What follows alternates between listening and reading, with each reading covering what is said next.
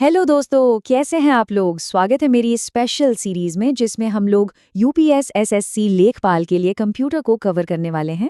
तो इस वीडियो में लास्ट तक बनी रहिएगा हमारी इस खास सीरीज में। चलिए शुरू करते हैं। देखिए, हमारा मकसद एक ही है, तैयारी को आसान बनाना। और इसकी शुरुआत हम कंप्यूटर की सबसे बेसिक चीज से कर रहे हैं, जो है कीबोर्ड। यकीन मानिए, इसे समझने के बाद कीबोर्ड को देखने का नजरिया ही बदल जाएगा। कीबोर्ड पर ना कुछ कीज बिल्कुल घर के लाइट स्विच की तरह होती हैं। एक बार दबाओ तो ऑन, दोबारा दबाओ तो ऑफ। इनको कहते हैं टॉगल कीज, और ये बहुत काम की चीज है। तो टॉगल की का जो फंडा है वो बहुत ही सिंपल है, बस एक लाइट स्विच की तरह। एक बार दबाने पर ये ऑन हो जाती हैं और दोबारा दबाने पर ऑफ। है ना एकदम आसान। सबसे कॉमन टॉगल की है कैप्स लॉक। इसे ऑन करते ही बूम, सारे अक्षर बड़े यानी कि कैपिटल में टाइप होने लगते हैं। कोई हेडिंग लिखनी हो या किसी का ध्यान खींचना हो तो ये एकदम परफेक्ट है। और जैसे ही इसे बंद किया, सब कुछ वापस नॉर्मल। अब बात करते हैं नम लॉक की। कीबोर्ड के राइट साइड में जो नंबर्स वाला पैड होता है ना, ये उससे जादुई तरीके से बदल देता है। जब ये ऑन होता है तो आप फटाफट नंबर टाइप कर सकते हैं, लेकिन जैसे ही इसे ऑफ करते हैं, वही कीज ऊपर नीचे जाने वाली एरो कीज बन जाती है। मतलब जो लोग डेटा एंट्री करते हैं, उनके लिए तो ये किसी सुपर पावर से कम नहीं है। एक और टॉगल की है स्क्रॉल लॉक। ये ना कंप्यूटर के इतिहास की एक निशानी जैसी है। पुराने जमाने में ये पेज को स्क्रॉल होने से रोक देती थी। आजकल इसका इस्तेमाल काफी कम हो गया है, पर फिर भी इसे जानना जरूरी है। आखिर ये भी कीबोर्ड की कहानी का एक हिस्सा है। तो एक क्विक रिकैप करते हैं। ये है हमारी 3 टॉगल कीज। कैप्स लॉक जो अक्षरों के लिए है, नम लॉक नंबर्स के लिए, और स्क्रॉल लॉक स्क्रॉलिंग के लिए। 3 कीज, 3 स्विच, सिंपल। ठीक है, तो कीज को ऑन ऑफ करना तो हम सीख गए। अब सीखते हैं कि किसी लंबे डॉक्यूमेंट में बिना माउस को हाथ लगाए एक प्रो की तरह तेजी से कैसे घुमा जाए।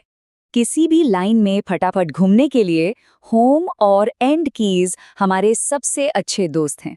जैसे ही होम की दबाई, कर्सर एक झटके में लाइन की एकदम शुरुआत में पहुंच जाता है, और एंड की दबाते ही लाइन के बिल्कुल आखिर में।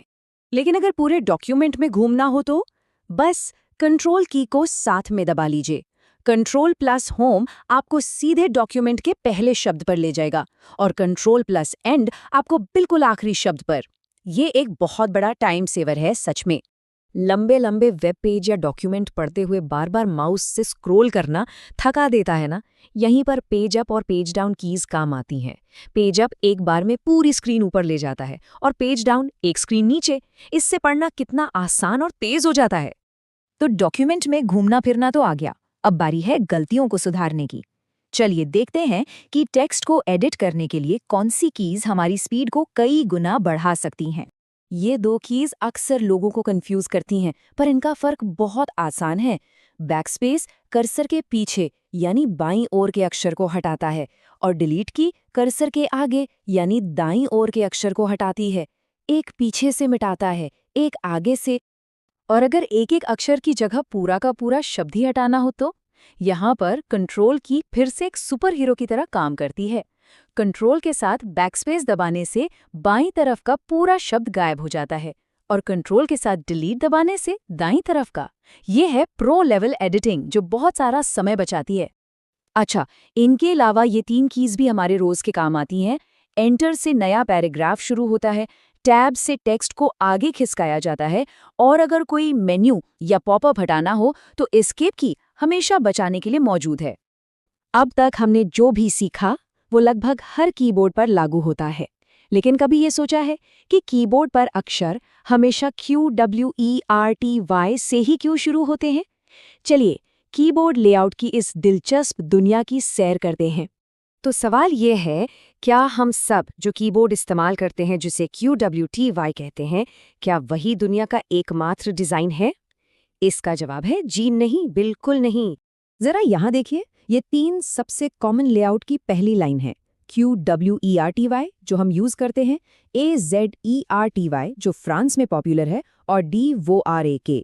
देखते ही पता चल रहा है कि अक्षरों की जमावट कितनी अलग-अलग है।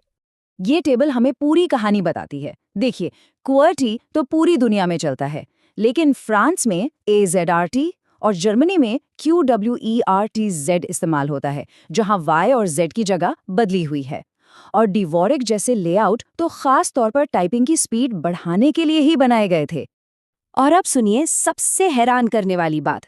हम आज जिस QWERT लेआउट का इस्तेमाल करते हैं ना, उसे असल में टाइपिंग को तेज करने के लिए नहीं, बल्कि जानबूझकर धीमा करने के लिए बनाया गया था। ऐसा इसलिए ताकि पुराने मैकेनिकल टाइपराइटर की कीज आपस में फंसकर जाम न हो जाए। कमाल है ना? तो ये बात हमें एक बहुत ही दिलचस्प सवाल पर लाकर छोड़ देती है। अगर दुनिया का सबसे पॉपुलर कीबोर्ड लेआउट जानबूझकर धीमा बनाया गया था, तो क्या अब ये सोचने का वक्त नहीं आ गया है कि हमें एक बेहतर और तेज डिजाइन अपनाना चाहिए? इस पर विचार जरूर कीजिएगा।